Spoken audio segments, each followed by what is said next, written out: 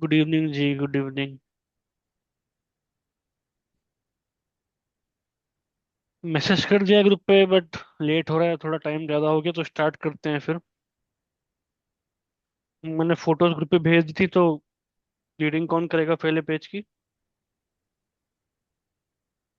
मीना जी आप करेंगी?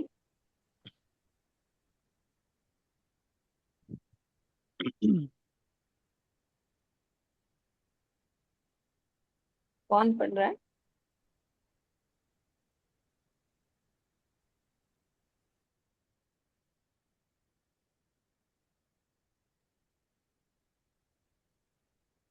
चलिए हम ही पढ़ देते हैं, लेट हो रहा है थोड़ा टाइम, 10-15 मिनट हो चुके हैं।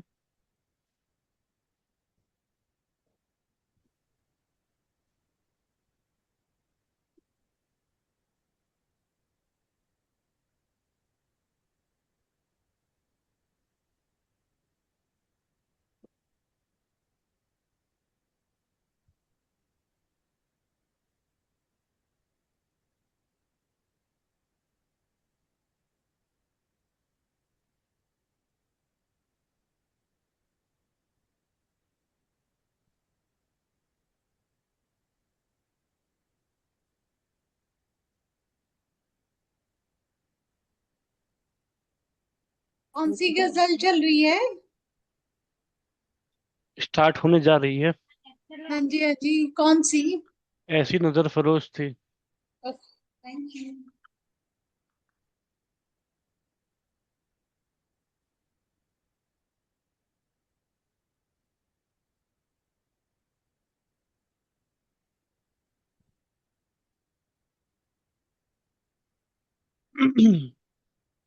पहले शेर में महाराज जी फरमा रहे हैं कि ऐसी नजर फरोश थी, बज्म गहे निगाह फन, मेरी नजर को भा गई अहले नजर की अंजुमन। तो इसमें कुछ कीवर्ड्स हैं फारसी के, जैसे कि फरोज है जो, तो फरोज का मतलब पता है किसी को? चमकने वाला समथिंग। हाँ, एक्चुअली ये फरोख्तन से आता है। फारसी का वर्ड है फरोख्तन। उसका मतलब होता है जलना या उस टाइप से, चमकना। तो वहीं से फरोज आता है। तो जलना या चमकना, वही मतलब है इसका। गहे मतलब जो है, ये गहे इसका मतलब पता है किसी को? क्या? बज्म गहे निगाहे फन है, तो जो गह है, गा हा हा जो है, इसका जो मतलब होता है। हाँ बताइए। जो लोग एक्सपर्ट नजर रखते हैं। नहीं, वो तो एहले नजर होता है ना। बस मतलब होते हैं दरबार। हाँ, गह मतलब होता है सर्किल बोल सकते हो आप लोग, या फिर एक घेरा, एक मतलब एरिया। ठीक है, बज्म का एक एरिया। फन सबको मतलब पता है, फन का मतलब। हुनर। हाँ, हुनर या कला, आर्ट। ठीक है, निगाह तो पता ही है। ठीक है, तो ये पहले मिसरे का मतलब है कि ऐसी नजर फरोश थी, बज्म गए निगाह फन। मतलब कि नजर फरोज एक साथ है, यानी कि नजर जो चमक, इनकी नजरों में चमक हो। ठीक है, तो ऐसी नजर फरोज थी, बज्म गए निगाह फन। अब बज्म गए मतलब है कि जो तो बज्म है, और उसमें गहे लगाए, यानी कि जो बज्म में जो एरिया है, जो एक सराउंडिंग है, सर्किल है, ऐसे कुछ लोग संगत बैठी है, गुरु बैठे हैं, तो वो एरिया जो बज्म गहे निगाह फन, यानी कि एक उनकी आंखों में एक फन है, एक हुनर है। वो क्या हुनर है कि वो आंखों से ही हमको इशारा, रेज भेज देते हैं। और जो प्यार हमारे अंदर वो भेजते हैं, वो आंखों से ही, निगाहों से भेज देते हैं। उसके लिए उन्हें कुछ बोलने की या फिजिकली कुछ आउटर तरीके से करने की जरूरत नहीं होती, तो इसलिए वो कलाकार वाली आंखें हैं उनकी। ठीक है, तो इनकी तारीफ में हो रहा है कि ऐसी नजर फरोसी बज़्म गए निगाहे फन, मेरी नजर को भा गई अहले नजर की अंजुमन।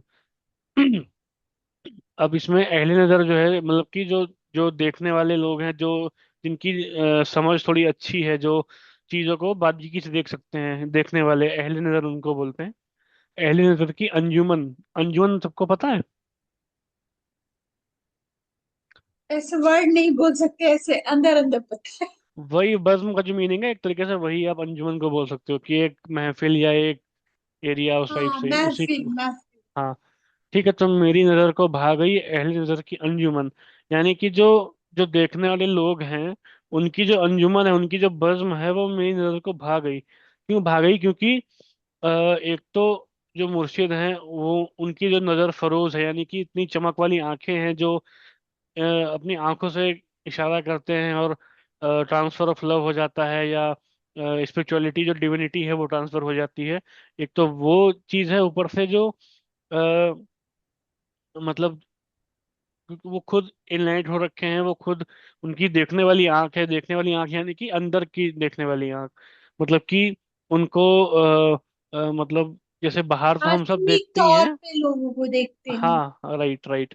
लोगों को भी आत्मिक तौर पे देखते हैं, और जो अंदर प्रभु की दुनिया है वो भी देख सकते हैं वो। तो इसलिए उनको अहले नज़र बोला गया है, कि जिनकी सही में आंख खुली है, जो सही में देखने वाले हैं।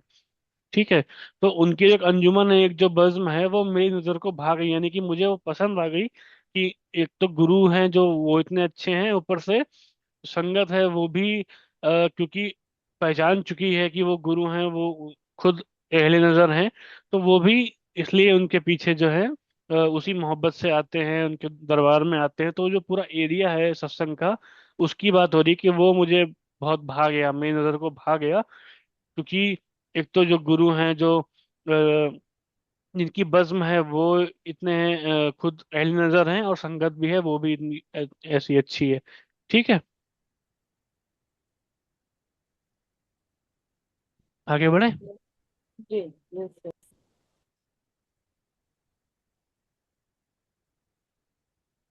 तो मतलब टोटल मीनिंग आ रहा है कि उनकी आंखों में ऐसी चमक है जो हम्म। जो शागिर्द के नहीं, उनकी आंखों का फन भी है वो। नहीं, उनकी आंखें जो है वो फनकार हैं, जैसे फन फन होता है कला, तो फनकार होता है कलाकार। हाँ जी, तो हाँ उनकी जी। जो निगाहें हैं वो ऐसी कलाकार हैं, कि वो सिर्फ निगाहों से क्या क्या कुछ नहीं कर सकते हैं। उनकी निगाहों में इतनी ताकत है, उनकी इतनी एक शक्ति है, कि वो कुछ भी कर सकते हैं एक इशारे से। ठीक है, तो इसलिए निगाहों को फन, मतलब फन से जोड़ा गया है, कि ये कला है। एक्चुअली वो कला लगती है बाहर से देखा जाए तो, लेकिन असलियत में तो वो डिवाइन पावर है, जो हाँ। जो नूर है, या जो भी आत्मा की, जो कहते हैं महाराज जी की विंडो है आईज, तो जो आत्मा की जितनी भी उनकी शक्ति है, जो भी स्पिरिचुअल कमाई है, वो आंखों के जरिए ही बाहर आती है। तो वो आंखों से कुछ भी कर सकते हैं, तो इसलिए दुनिया को लगता है कि फन है जैसे, लेकिन हम्म, अंदरूनी जो अंदरूनी रूप है, उसमें तो हमको पता है कि वो परमात्मा की सत्ता ही है। मेरी नजर को भा गई अहले नजर की अंजुमन, तो मतलब हम्म। वो भा गया मुझे। और अंजुमन कैसे कनेक्ट करोगे? मतलब वो जो महफिल उनकी है, जो बज़्म है उनकी, सत्संग का एरिया जो है, वो पूरा एरिया मुझको भा गया, क्योंकि जो मुर्शिद हैं वो खुद ही अहले नज़र हैं, और जो संगत भी है, जो उनके बज़्म में कहे, बज़्म जो एरिया में बैठी हुई है, वो सब भी अहले नज़र हैं, तभी वो वहां पर आए हैं। उनको पहचान है कि पूर्ण महापुरुष हैं हम्म, ये, इसलिए वहां पे आए हुए हैं। अभी ठीक है। कनेक्ट। हाँ।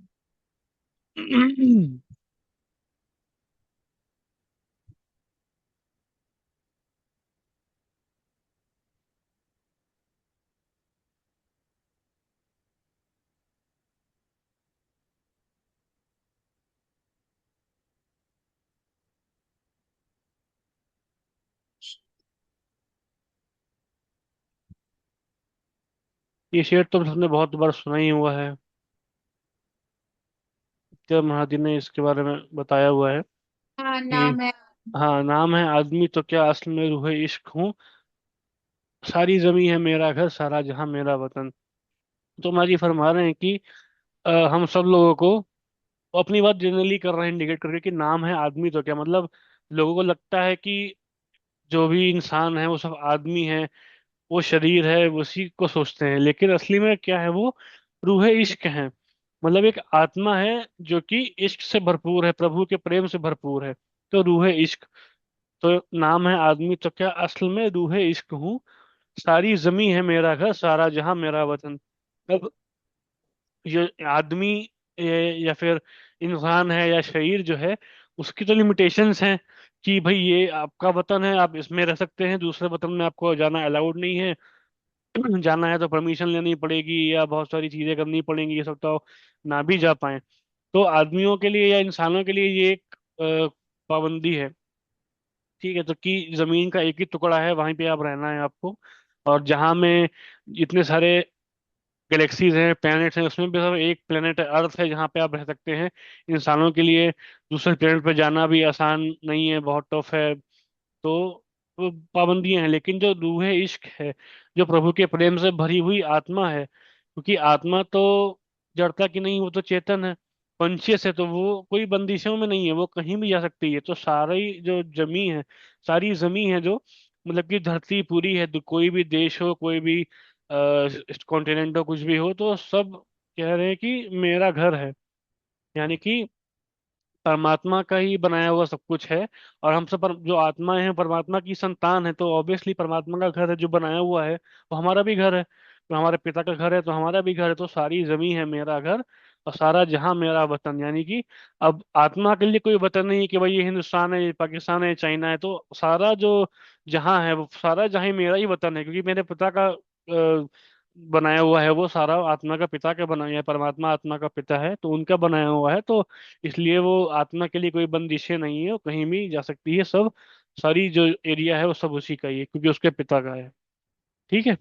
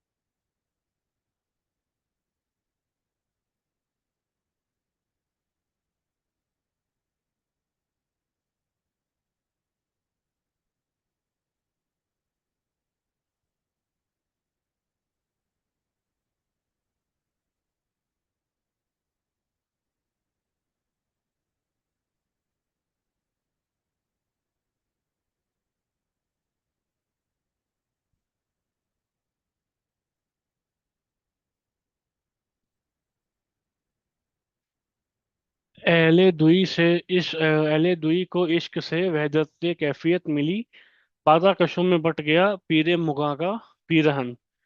तो ये जो शेर है, इसके बारे में थोड़ा नीचे एक एक्सप्लेनेशन भी दिया हुआ है। तो आई थिंक आप सबको इसकी बैकग्राउंड पता होगी, पहले से ही सबने बताई भी होगी कि गुरु नानक देव जी के बारे में ये शेर कहा गया है। अहले दुई, जैसे अहले नजर था वैसे अहले दुई है, यानी कि जो डुअलिटी में मानते हैं, यानी कि जो मजहब के नाम पे या किसी भी चीज के बेस पर डुअलिटी का कॉन्सेप्ट रखते हैं कि भाई वो अलग है, हम अलग हैं, वो हम बेहतर हैं, वो बेहतर नहीं है। तो जो भी डुअलिटी का कॉन्सेप्ट है, जो मानते हैं उसको उसको अहले दुई बोलते हैं। कि अहल आप जहां भी लगा दो तो उसको बिलोंग करने वाला होता है। जैसे अहले नजर हो गया जो नजर रखता है, अहले हिंद हो गया जो इंडिया में रहता है, अहले पाकिस्तान जो पाकिस्तान में रहता है, ऐसे अहले दुई जो दुई का कॉन्सेप्ट मानते हैं।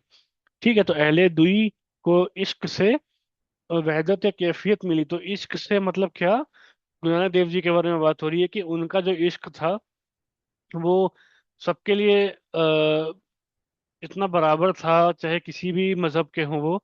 तो उनको जो बांटने वाले लोग थे, जो दुई के लोग थे, डुअलिटी वाले लोग थे, उनके अंदर भी एक कैफियत आ गई, कैसी, वहदत वाली। वहदत मतलब होता है यूनिटी या फिर एकता। ठीक है, तो उनका जो इश्क था, जो उनका प्रेम था, उससे लोगों को, जो डुअलिटी वाले लोग थे, उनको एक यूनिटी की कैफियत मिली, एक वैसी समझ मिली, वैसी हालत उन्होंने प्राप्त की कि भाई सब एक ही है। उनका जो मैसेज था वो यही था। लेकिन बादा कशों में बट गया पीरे मुगा का पीरहन। अब बादा कश किसको बोलते हैं? प्रेम रस। श्रद्धालु। श्रद्धालु। हाँ, इसका लिटरल मीनिंग क्या होगा? मतलब बादा मतलब होता है जो वाइन या हाँ, शराब। प्रेम रस पीने वाले। हाँ, और कश जो आया है ये कशीदन से आता है, जो फारसी का रूट वर्ड है कशीदन, मतलब होता है खींचना। ठीक है। तो बादा कश यानी कि बादा खींचने वाले, यानी कि शराब पीने वाले। तो बादा कशों यानी इसका प्लूरल हो गया। ठीक है, यानी कि शराब पीने वाले लोग कई सारे। अब ये कौन सी शराब की बात हो रही है? ये रूहानी शराब की बात हो रही है, जो गुरु नानक देव जी ने लोगों में बांटी, प्यार की शराब। तो जो पीने वाले थे उनमें क्या हुआ, बादला कशों में बट गया पीरे मुगा का पीरहन। पीरहन किसको बोलते हैं? वस्त्र हाँ। जो आ, पहनती है। हाँ, फारसी में पीरहन को मतलब शर्ट या फिर जो टॉप होता है उसको बोलते हैं, टी शर्ट या शर्ट जो भी। ठीक है। तो बादा कशों में बट गया पीरे मुगा अगेन गुरु नानक जी के बारे में बोला जा रहा है। पीरे मुगा का बीरहन, यानी कि जब आई थिंक इसका बैकग्राउंड आप सबको पता ही है शेर का, कि जब उनका अंतिम समय आया तो जो अगेन जो डुअलिटी वाले लोग थे वो सब लड़ने लगे कि भाई नहीं, ये हिंदुओं के हैं, या किसी ने कहा ये मुसलमानों के हैं। तो ऐसे हम लोग गुरु नानक देव बोलते हैं, वैसे मुसलमान गुरु नानक जी को पीर गुरु नानक बोलते हैं। ठीक है, तो यानी कि दोनों ही मजहब के लोग उनको मानते हैं, क्योंकि उनका मैसेज ही ऐसा था कि उस समय जो माहौल था देश का, या मजहब के बेस पे जो भी हो रहा था, तो उसको उन्होंने क्लियर किया था। तो लेकिन फिर आपस में सब लोग लड़ गए कि भाई ये हिंदू हैं तो इनका जो लास्ट चीजें हैं वो हिंदुओं के तौर पे होंगी, और मुसलमान कहने लगे कि भाई उनके तौर पे होगी, तो उन्होंने आपस में बांट दिया उसको। ठीक है। तो वही चीज यहाँ पे बता रहे हैं कि उन्होंने अपना उनका जो मैसेज था वो तो एकता का ही था, उन्होंने सबको इश्क का ही मैसेज दिया, लेकिन जो उनके श्रद्धालु थे, बाराकश थे, उन्होंने आपस में वापस से मजहब का बेस पे डिफरेंशिएट करके उनको डिवाइड कर दिया। ठीक है। हाँ। पीरे मतलब तो समझ आ गया भाई, गुरु नानक जी हो गए सचिन बेटा। लेकिन जी ये जी। मुर्गा का क्या फिर? मुर्गा, हाँ, मुगा है। मुगा, हाँ जी। इसका कुछ इस्लामिक टर्म मैं एक बार अभी देख के बताता हूँ आपको, एग्जैक्टली दिमाग में नहीं मतलब आ ये रहा। पूरा एक वर्ड का पूरा ही मीनिंग होगा नहीं? जी जी जी। आध्यात्मिक गुरु, रूहा, अ- आध्यात्मिक गुरु। हाँ पीरे सर ने मुगा का बताया था मतलब? किसी बज्म का सबसे बड़ा बुजुर्ग। हाँ। अभी क्या है ना कि जो फारसी में बुजुर्ग को पीर बोला जाता है। अच्छा, ठीक है। हाँ जी। हाँ। तो पीरे हम्म मुगा, जैसे उन्होंने बताया कि मुगा सिंह अध्यात्म को बोलते होंगे, तो अध्यात्म का जो सबसे बड़ा एक सूरज, हम्म। या सबसे बड़ा जो कोई बज़्म में जो गुरु है, या बड़ा एक बड़ा बुजुर्ग है, उसको ही पीरे मुगा बोलते हैं। अभी मुगा का यानी एग्जैक्ट मीनिंग रूहान, मैं आपको बताता हूँ एक बार। मुर्शिद, मुर्शिद, हाँ, वही रूहानी वही वही। मुर्शिद। बिल्कुल बिल्कुल वही।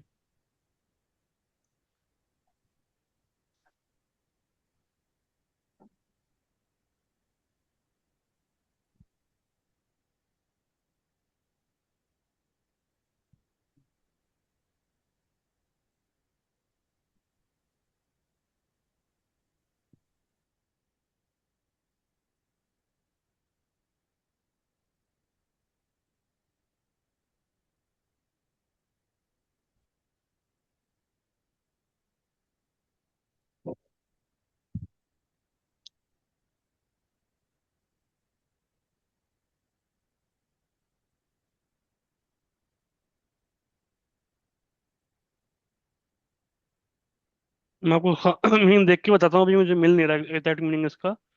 पीर तो आपको पता ही है, मुगा का मीनिंग मैं एक बार चेक करने की कोशिश कर रहा हूँ। हम्म,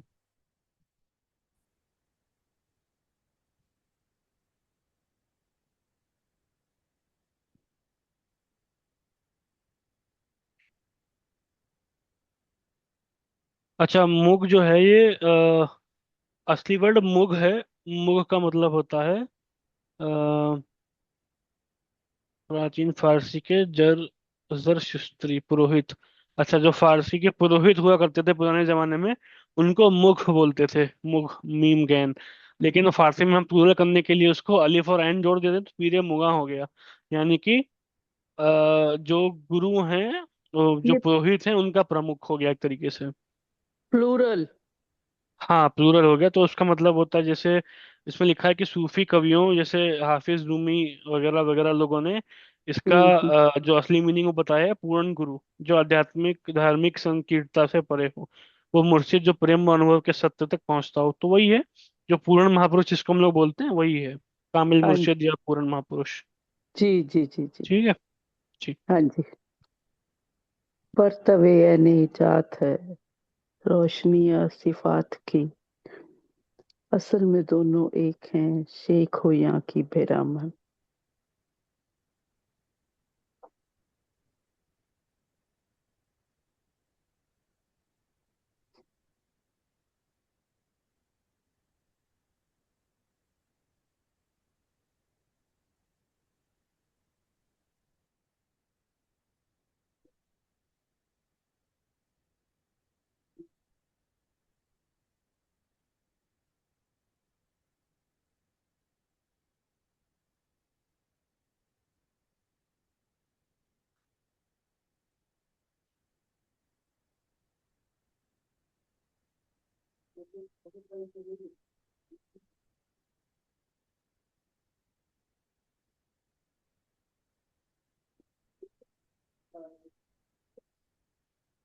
ठीक है। ये शेर है कि परतों ऐन रात हैं, रोशनियां सिफात की, असल में दोनों एक हैं, शेख हो या बरहमन। इसमें क्या है कि हमारी फरमा रहे हैं कि जो परतों ऐन रात हैं, रोशनियां सिफात की, मतलब क्या होता है कि जो परत होती है ना, इसको बोलते हैं हम लोग लेयर्स। ठीक है, चलो। तो और हाँ, शेडो, ठीक है। और ऐन होता है कि कह सकते हैं जो हकीकत है या उसके जैसा है, उसके जैसा उसको बोलते हैं। तो परतों ऐन ज़ात हैं, रोशनियां सिफात की, मतलब सिफात क्या होता है? क्वालिटीज, सिफत, हाँ, ये गुण। सिफत का प्लूरल सिफात होता है। ठीक है, तो मतलब है कि जो परमात्मा की जो सिफतें हैं, जो उनके गुण हैं, जो उनकी प्रॉपर्टीज हैं, ठीक है, वो एक रिफ्लेक्शन है इसकी। खुदा की। हाँ, मतलब कि जो जो उनकी क्या रोशनी या सिफात की, मतलब कि जो उनके जो गुण हैं, उनके उनकी ही एक रिफ्लेक्शन है, जो परमात्मा के असली गुण हैं, एक तरीके से बोला जाए कि, यानी कि वो एक लेयर्स पे हैं, एक शेडो में है उसके, कि जैसे एक कोई, जैसे कहते हैं ना कि आत्मा, परमात्मा प्रेम से भरपूर है, तो आत्मा भी प्रेम से भरपूर है, तो वो जो उनके जो गुण है ना, उसके वही गुण उनकी जात में भी हैं। ठीक है, तो असल में दोनों एक हैं, शेख हो या बरहमन। अब शेख क्या होता है? ये मुसलमानों में जो एक मौलवी जी जो हेड होते हैं, जो बहुत एक मौलवी जी नहीं बोलना चाहिए, जो बज़्म के मौलाना। हेड होते हैं, हाँ वही मतलब, तो उनको मौलाना। शेख बोला जाता है। जैसे हम लोग जैसे महाजी बताते हैं ना कि जो सूफीज में स्टेज होती है फिनाफिल शेख, यानी कि अपने गुरु में लीन होना, तो वो गुरु को ही शेख बोला जाता है। और दूसरा जो है ब्राह्मण, तो ये ब्राह्मण के लिए बोला गया है। तो जो हिंदुओं में जो पंडित होते हैं, ब्राह्मण होते हैं, उनके लिए बोला गया है। तो कह रहे हैं कि असल में दोनों एक हैं, शेख हो या ब्राह्मण या ब्राह्मण। मतलब कहने का क्या है कि जो परमात्मा की सिफात ब्राह्मण के अंदर है, वही परमात्मा की झलक शेख के अंदर भी है। तो दोनों में कोई डिफरेंस नहीं है। तो उनके असल में दोनों एक हैं, यानी कि अब दोनों ना इंसान हैं, ना दोनों धर्म के नाम पे बटे हुए लोग हैं, दोनों एक आत्मा है जो रूह इश्क, माजी पहले बता चुके हैं।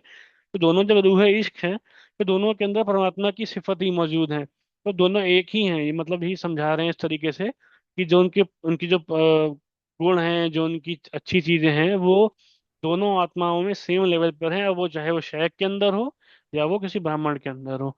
तो अगर हम, यानी के हिंदू या मुसलमान। हाँ वही मतलब है कि अगर हम अपने किसी एक धर्म में हैं, इसका ये मतलब नहीं है कि जो हमारे लीडर हैं, रिलीजियस लीडर हैं, वो ज्यादा नजदीक हैं खुदा के या परमात्मा के, दूसरे वाले नहीं, ऐसा नहीं है। जो एक पूर्ण महापुरुष है, वो किसी भी धर्म में होता हो, आया हो, चाहे हिंदूज में हो, चाहे सिखिज्म में हो, चाहे इस्लाम में हो, तो सबके अंदर वही सिफात है उनकी। और जो भी नॉर्मल इंसान भी है, उसके अंदर भी वही सिफात है, क्योंकि वो भी परमात्मा का ही अंश है। तो किसी भी धर्म में हो, सब एक हैं। ठीक है। हम्म।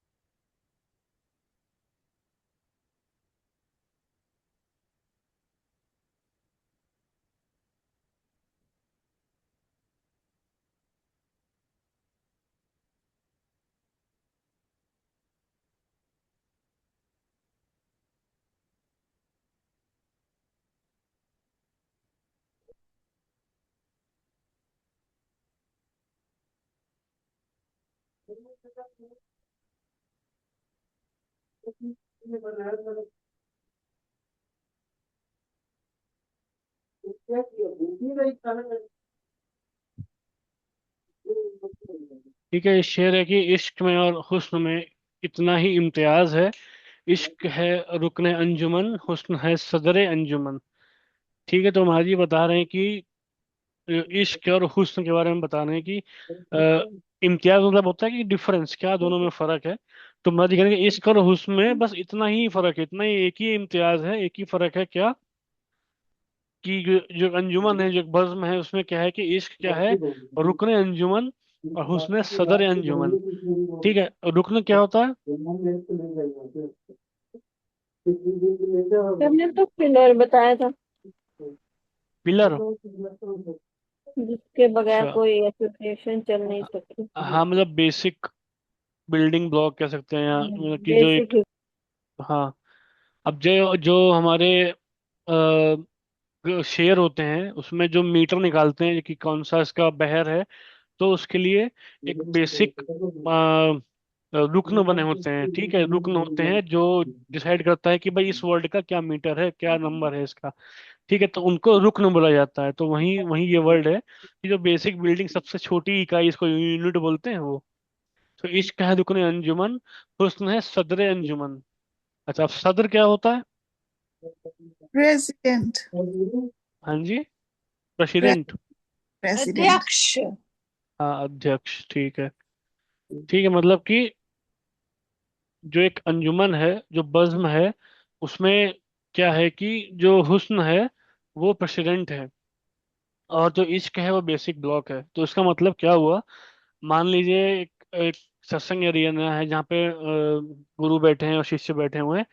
तो अब बाहर से भी हम लोग अगर देखें, तो जो जो गुरु होते हैं, पूर्ण महापुरुष होते हैं, मुर्शिद कामिल होते हैं, तो वो बाहर से भी बहुत खूबसूरत होते हैं। मतलब इन द सेंस कि उनसे जो नूर और प्रभु का जो प्रकाश एक उनके ऑरा में होता है, तो वो बहुत अट्रैक्टिव और बहुत मतलब पुरकशिश होता है। ठीक है, तो वो एक बज़्म है। तो क्या हुस्न है, जो सबसे मेन चीज हुस्न है, वो अध्यक्ष है कि भाई वो लीडर है, यानी कि वो एक मतलब पूरी जो बज़्म का सबसे बड़ा एक पद पे है वो हुस्न, यानी कि जो गुरु आप कह सकते हो। और इश्क है रुकन अंजुमन। अब इसका मतलब यह है कि जो इश्क क्या है, वो अंजुमन का रुकन है, यानी कि बेसिक ब्लॉक है। इसका जो इंटेंशन ये है कि जहाँ हुस्न होगा वहाँ इश्क जरूर होगा। ये मतलब है इसका कहने का कि जब जहाँ हुस्न है किसी बज़्म में, तो वहाँ पर इश्क होगा। यानी कि किसी अगर बज़्म में कोई पूर्ण गुरु बैठा हुआ है, तो वहाँ इश्क जरूर होगा। मतलब गुरु का शिष्य से भी होगा, शिष्य का गुरु से भी होगा, शिष्यों का आपस में भी होगा। तो मतलब बिल्डिंग बेसिक है नहीं, उसके बिना बज़्म हो ही नहीं सकती। अगर वहाँ पे हुस्न है तो इश्क होएगा ही होगा, बिना इश्क के वो बज़्म कंप्लीट हो ही नहीं सकती।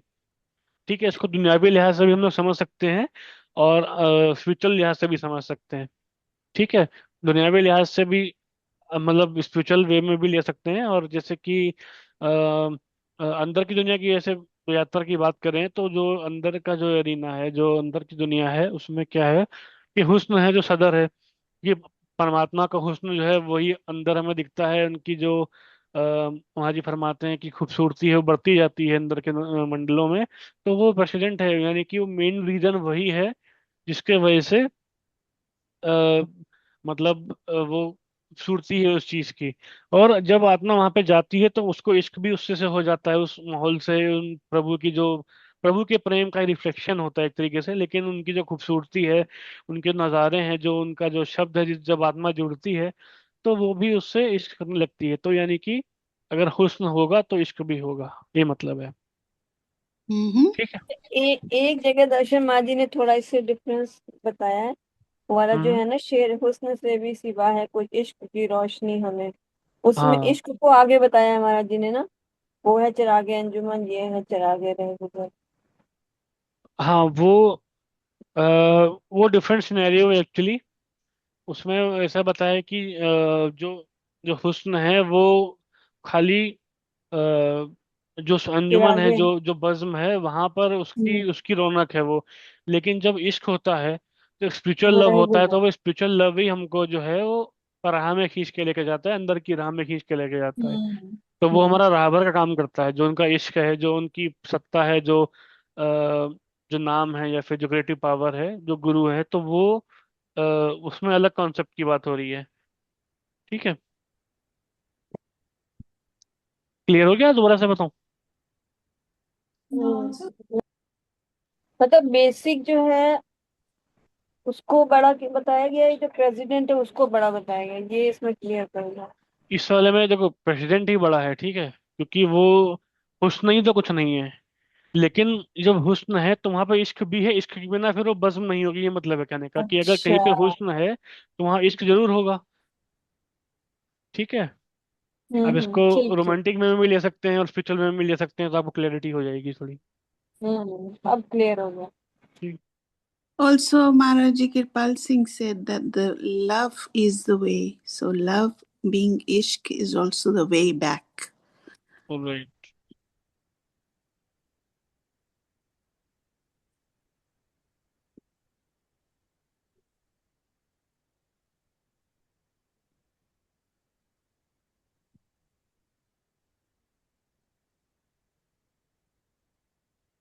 इसमें तो महाराज जी ने कई बार सत्संग किया, कितने हाँ, बहुत। आ गई बहुत बार।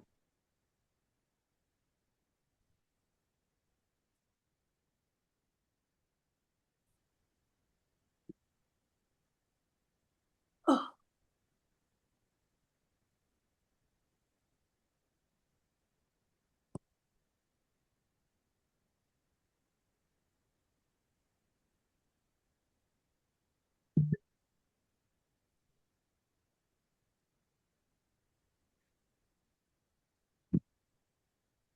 कितने चमन खिला गई आबला पाइयां मेरी, याद रहेगा दस्त को मेरे जुनू का बांकपन। तो महाराज ने सत्संग में ऐसे कितनी बार इसको बताया हुआ है। वही चीज है कि महाराज जी अपनी जिंदगी के बारे में बता रहे हैं कि उनकी लाइफ कैसी थी, और एक परमात्मा जो पूर्ण महापुरुष को भेजते हैं, उनकी लाइफ सबकी कैसी होती है। कि hmm. कितने चमन खिला गई आबला पाइयां मेरी। आबला क्या होता है, सबको पता ही होगा। Blisters. राइट, जो छाले हेलो। होते हैं उसको बोलते हैं। हेलो। और पा यानी कि पैर को फारसी में पा बोलते हैं।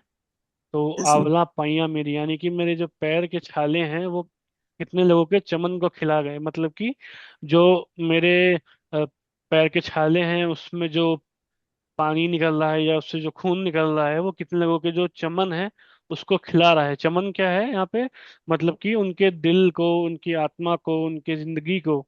मतलब कि किसी के जिंदगी में दुख से जो पूर्ण महापुरुष अपने ऊपर ले लेते हैं, उससे उनकी जिंदगी अच्छी हो जाती है, उनके चमन खिल जाते हैं।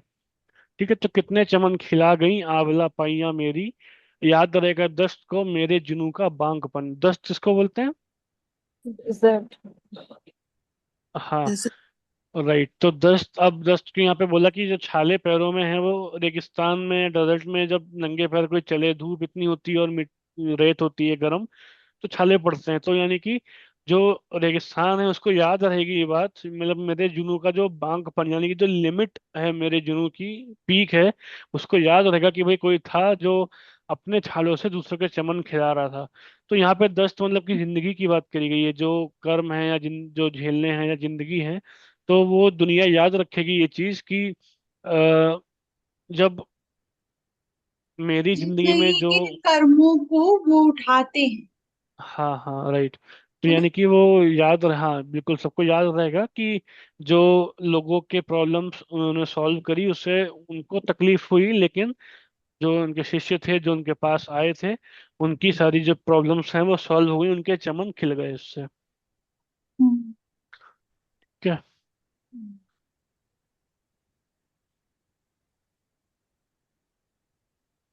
सुनिए।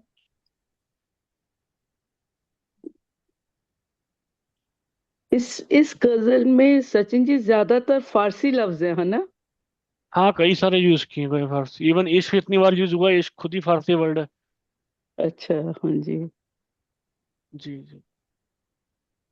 तो हिंदी में बागपन नहीं बोलते हैं, निराला कहते हैं, अंदाज अ, कहते हैं, या बागपन यूज किया। बिल्कुल। हाँ बाहर भी फारसी वर्ड है क्या? हाँ, मतलब पसंद। स्प्रिंग के मौसम को बाहर बोलते हैं फारसी। हम्म। ईरान में बाहर ही बोला जाता है। हम लोग बसंत बोलते हैं, वहां पे बाहर बोला जाता है। हम लोग बाहर ऐसे ही वर्ड यूज करते हैं। हाँ अच्छा, मतलब, खुशनुमा माहौल। हाँ ये भी फारसी, खुश भी फारसी, नुमा भी फारसी। अब लोग हिंदी देखेंगे तो आधी फारसी निकल आएगी उसमें से। मुझे यही लग रहा है। हाँ।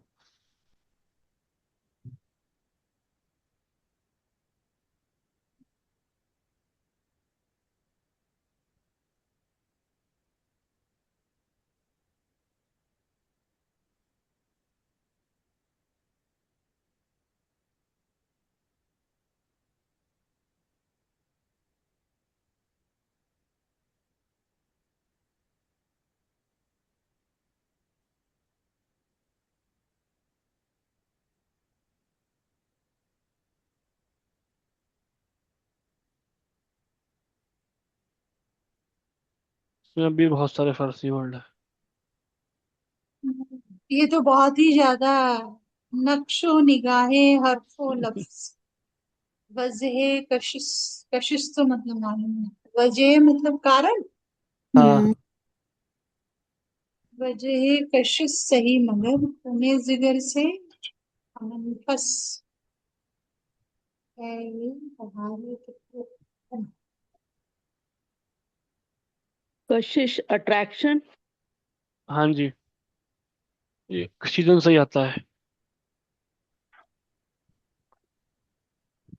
हम्म, नक्शो निगारे हरफो लफ्ज, बजाय कशिश सही मगर, खून जिगर से हम नफस, है ये बहारे फिक्र फन। तो इसमें हमारी फरमा रहे हैं कि जो धर्म है, जितने भी धर्म के आउटर एस्पेक्ट है, जो उसका नक्श और निगार, ये हरफ और लफ्ज, यानी कि जो रिलीजियस जो धर्म बुक्स हैं, जिसके जो वर्ड्स हैं, जो उसके लेटर्स और वर्ड्स, हर्फ लेटर को बोलते हैं, लफ्ज वर्ड को बोलते हैं। तो उसके जो अक्षर हैं, उसके जो शब्द हैं, उसकी जो बनावट है, उसकी जो बाहरी सुंदरता, डेकोरेशन है, नक्शो निगार, उसके जो बाहर की जो, या किसी धर्म के जो बाहरी सिंबल्स हैं, ठीक है, जो उसके, हाँ, वो बजाय कच्ची सही मगर, यानी कि जो हम जो बाहरी सिंबल्स होते हैं, बाहरी कस्टम्स होते हैं, रिचुअल्स होते हैं धर्म के, तो लोग उसको बड़ा उसमें अट्रैक्ट होते हैं बहुत ज्यादा।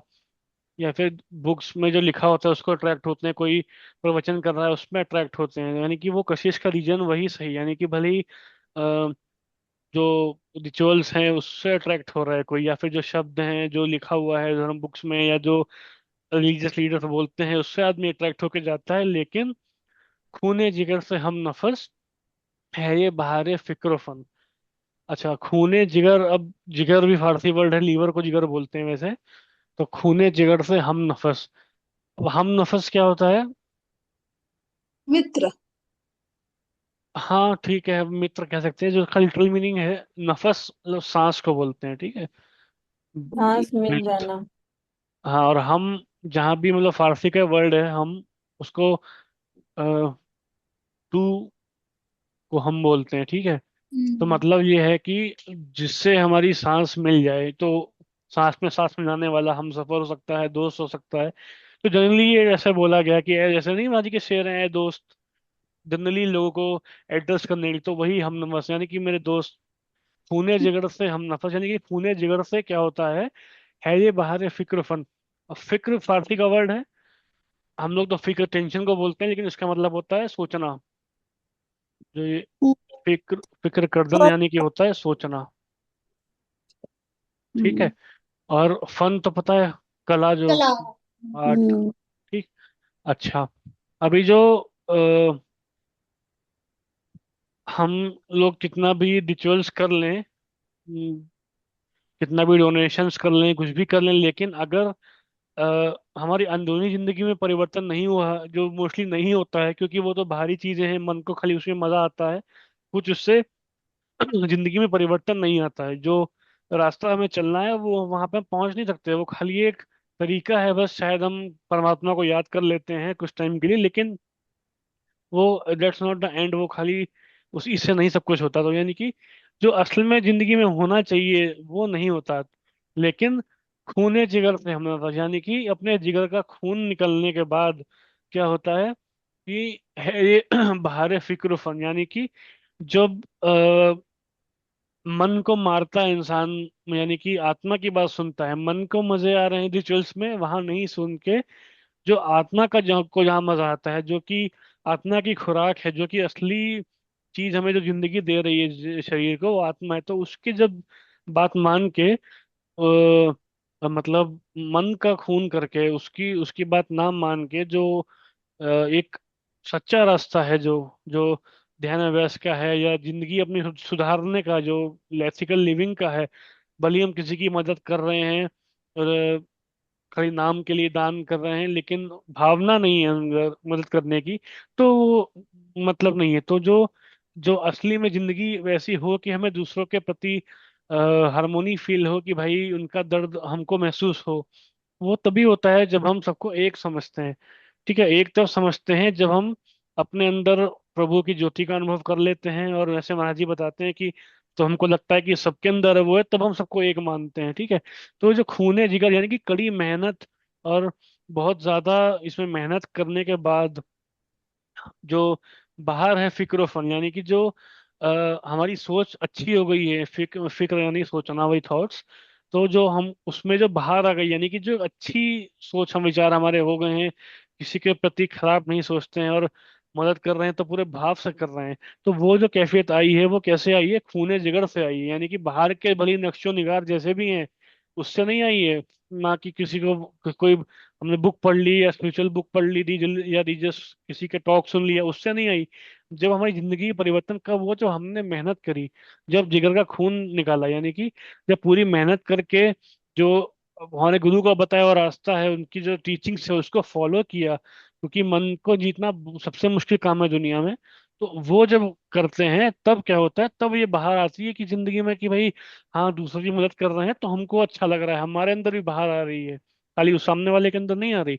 तो हमारे थॉट्स में बाहर आ गई, और फन यानी कि वही जो कला है, यानी कि जो जो पहले पहले शेर में बताया गया था कि जो मुर्शिद के अंदर आंखों में कला है, कि वो आंखों से मोहब्बत बांटते हैं, तो हमारे अंदर भी उन्हीं की चीजें आने लगती है, उनको हम फॉलो करते हैं, तो उनके जैसे गुण हमारे अंदर भी आते हैं।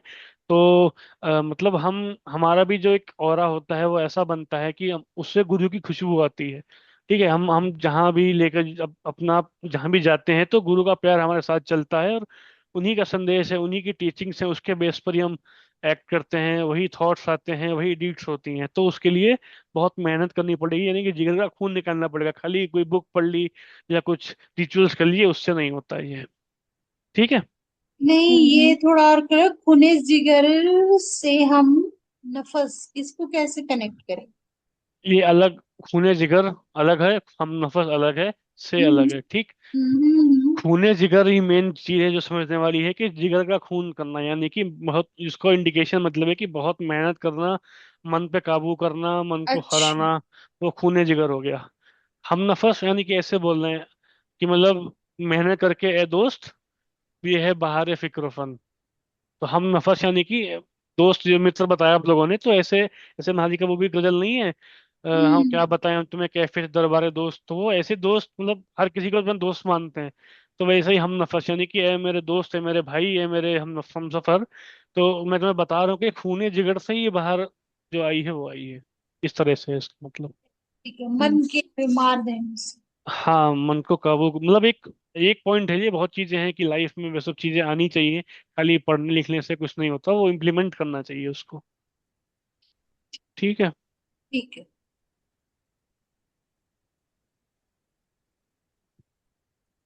निगर, दर्शन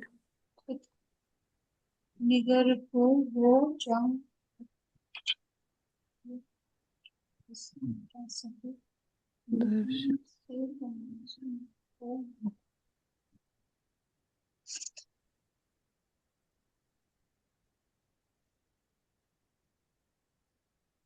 आता, आता is not with n. पता हो सके, मतलब डिलीवर होना आता, मतलब Hmm. हम्म।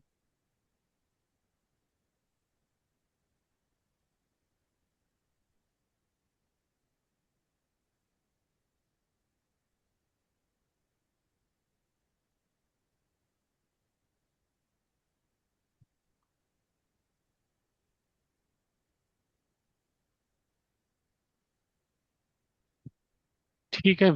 दर्शन खुद निगर को वो जाम अता हो साकिया, पी के जिसे मिटा सके दिल से तमीज़े माओ मन।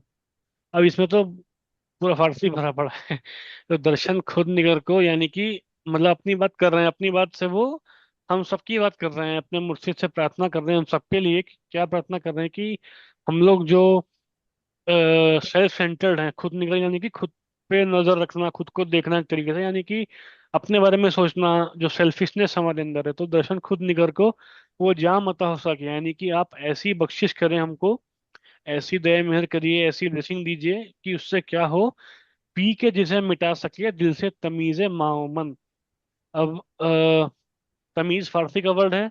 हम लोग तमीज मैनर्स को बोलते हैं। तमीज का मतलब होता है क्लीन करना, साफ को क्लीन तमीज बोलते हैं, ठीक। अच्छा, अब जो मैं होता है या मी, आई, मी होते हैं, उसको फारसी में मन बोलते हैं, हम्म, ठीक। और उसका जो प्लूरल होता है यानी कि हम सब या वी, हम्म, उसको माँ बोलते हैं फारसी में, ठीक है।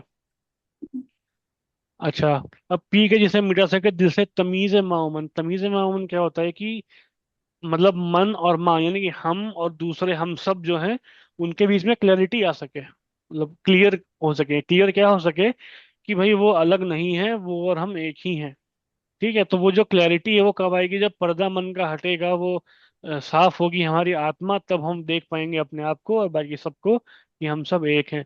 तो वही महाराज, महाराज प्रार्थना कर रहे हैं हम सबके लिए अपने मुर्शिद से कि भाई ऐसा जाम हमको मिले, ऐसी हमको ब्लेसिंग्स मिले आपकी, ऐसी हमको तवज्जो मिले, ऐसी बख्शिश मिले कि जो हम खुद निगर हैं इस समय, खाली अपने बारे में सेल्फिश होकर सोचते हैं, तो हमको ये तमीज हो, हमको ये क्लैरिटी हो जाए कि भाई हम सब एक ही हैं।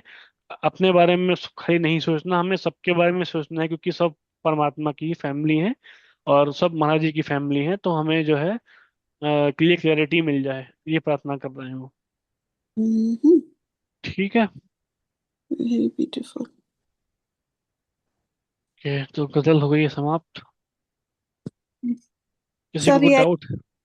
I came in late today, जी so जी, कोई नहीं missed कोई नहीं। class. हाँ कोई नहीं, रिकॉर्डिंग तो हो जाएगी, वैसे कुछ अगर पूछना हो तो पूछ लीजिएगा, कोई दिक्कत नहीं, Thank you. ठीक है। तो टाइम भी हो ही गया आई थिंक फिर, हाँ जी। हाँ टाइम। है ना। हो जी। चलिए Okay. ठीक है फिर, वाइंड अप करते हैं। ओके जी। नाइट। हाँ, ओके Good जी, good night, good night, night, everyone. Bye. Bye. Bye, good night, good good night. Night, good night.